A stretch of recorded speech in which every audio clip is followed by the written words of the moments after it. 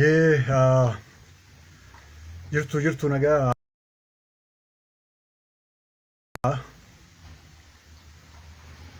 Ayyee nagaa. Jirtu dhiiroo. Jirtu nagaa. Seenaa ayyee akkam nagaa. Oolmaan nagaa. Bariin nagaa.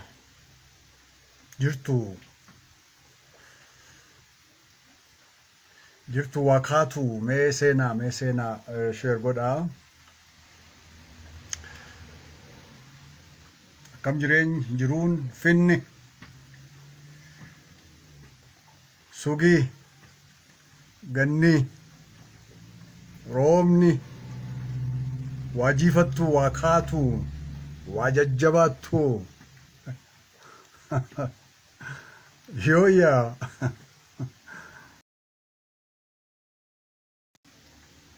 ayyee torbii sanbataa jedha. Egaa torbii sanbataa enne walitti deebine beektu guyyaan torban ayyaana qabdi beektu. Guyyaan torban ayyaana qabdi.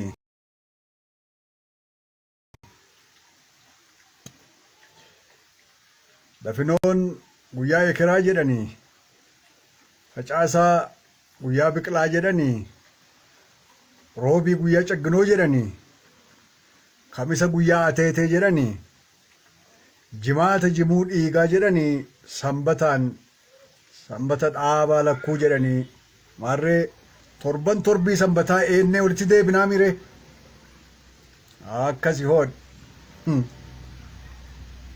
torbaniin walitti deebinaa waloo wal malee maal qabnare.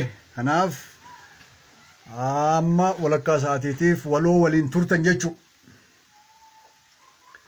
nagaama. Waloo waliin turtanii mee seenaati. Har'aa mata duree tokko qabadhee dhufee wanni amma kun hojii tokkoof ol irratti dubbachaa jirru yaadrimeewwan bu'uura oguma Oromoo ta'anii raacitii nuu ta'an gartee barreessitoota waloo lafaa dhufaa kana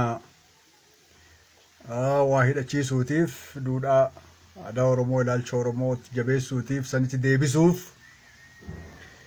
achi agartee bakka dur karaan itti citte san bakka magri irratti magre san bakka riqaa cite san bakka agartee haalbee qar lamaatiin haada walitti nu hidhu san kutanii addaan nu kutan addaan nu baasan ka agartee barootaaf akka callee cittee addaan facaane afaanillee wallaalle himtee adda addaa naaratiivii adda addaa himanne san bakka sanitti deebi'uuf return to the source achirraas jalqabna jennee mire karaan hegereetti nu geessu karaa kaleessaa sanii. Kanaaf karaa kaleessaa san barbaannee argachuu qabnaa. Achirraas jalqabnaa. Karaa duude san barbaannaa. Riqaa cite san barbaannaa. Karaa agartee magri irratti biqile sana barbaannaa.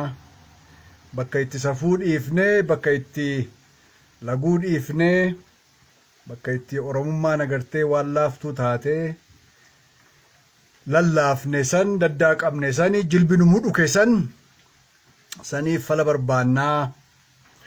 Oromoon hin falfaluu ni falata malee, Oromoon hin faaluu ni fala malee jenneetu. Kanaaf yaadrimeewwan torbee agartee yaadrimeewwan gurguddoo yaada gurguddoo great ideas waan jennuu kana takka bara jennee takka mana jennee takka ammoo agartee ilaalchuma Oromoo perspektiivii ma Oromoo jennuu kanaallee maal waan jedhu adda baafachuun nurra ture. Kanaan yoo nageenye hoodhi amma har'a bakka waan jedhu na yaachifnaani bakki kun immoo beektaa place ka jennu kana qofaa miti space ka jedhan kanallee space ka jennu kun akka oddoo jennu kana beektaa bakka ona bakka hawaasummaan namni irra hin jiraanne irra hin gahin aadaan agartee tiin waan wal qabatu irratti raawwatin spacein kun bakka nami gahe malee placein taatu jechuu kanaaf amma wanni dubbannu har'a bakka konseptii jedhu yookaan yaadrimee bakka jedhu hood yaadrimee bakka jedhu kana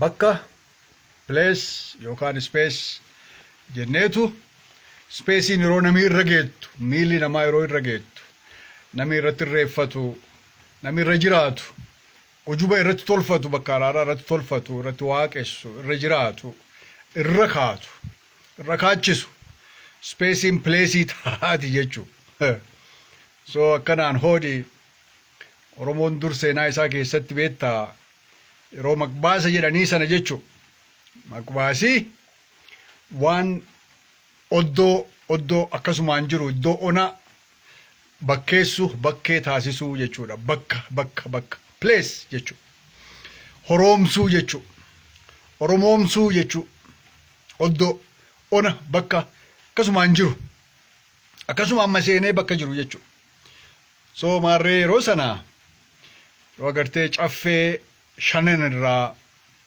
odaa shanan irraa babal'achaa faffagaachaa deemu korma gommooloo uffateetu jenne korma gommooloo uffateetu ka'aa jennee miree odaa shanan irraa yeroo fagaataa deemu mee odaa shanan maal fa'a mee deebisaa asumarraan odaa shanan maal fa'a odaa shanan irraa yoo fagaataa deemu walhoraa yeroo deemu yoo heddummachaa baay'achaa deemu wal qaqqabuu dadhaba odaa irraa fagaachaa deema caffee irraa fagaachaa deemaa miree kanaaf oddoo onaa jiru kana agartee deemeetu horoomsa qabachaa yeroo deemu korma gommool of dura oofaa deemaa jenna yeroo oofaa deemu oofaa buleetu kormi kun dadhabeetu ciisa bakka inni ciise kana achitti meedhicha hidhatanii achitti daraaraa jahan naqanii achitti agartee eebbifatanii aanan naqanii san moggaasaniitu kan warra abaluuti jedhanii miiloo gadhaabanii irra dabranii hood miiloo gadhaabanii keenya kan warra abaluuti jedhanii dabran jechuu oddoo duwwaa ona akkasumaan jiru kana space jechuudha bakkee taasisan jechuu bakka taasisan jechuudha bakki kun bakki booda yookaan bakka seenaa yookaan bakka ulfoo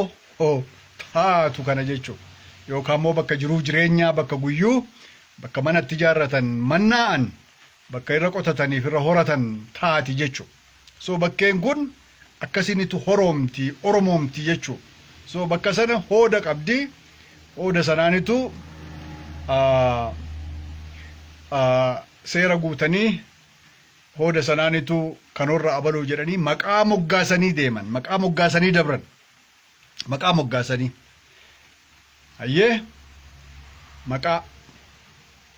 maqa miti maqi yoo haftu booda maqa taate maqaan yoo haftu booda maqa taate maqaan kun akka lama quba qabaan tokko maqaa gosaa taati maqaa gosaa itnooniim ka jennu kana jechuudha itnooniim maqaa gosaa taati yookaan immoo maquma bakkaa taati bakkuma jechuun yookaan maqaa malkaama kana moggaasani malkuma kana moggaasani yookaan tulluma kana moggaasani araddaama kana lafuma kana moggaasani maqaa sun maqaa bakkaa taati maqaa lafaa yookaan immoo maqaa oddoo maqaa iddoo speesii maqaa taati sun tooppooniim taati jechaadha tooppo jechuun lafa jechuudha place jechuudha place name jechuudha yookaan immoo itnooniim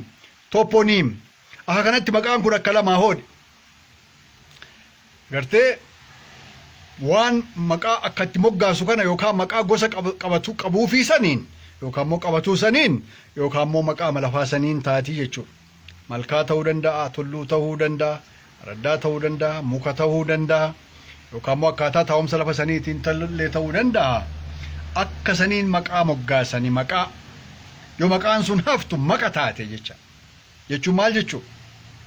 Hormi dhufee Adaamaatiin Naazreet jedhee Bishooftuutiin Dabra Zayit jedhee Ambootiin Agara Hiwoot jedhee Maarreetiin yeroo jedhu maqaan maqa taate jechuudha.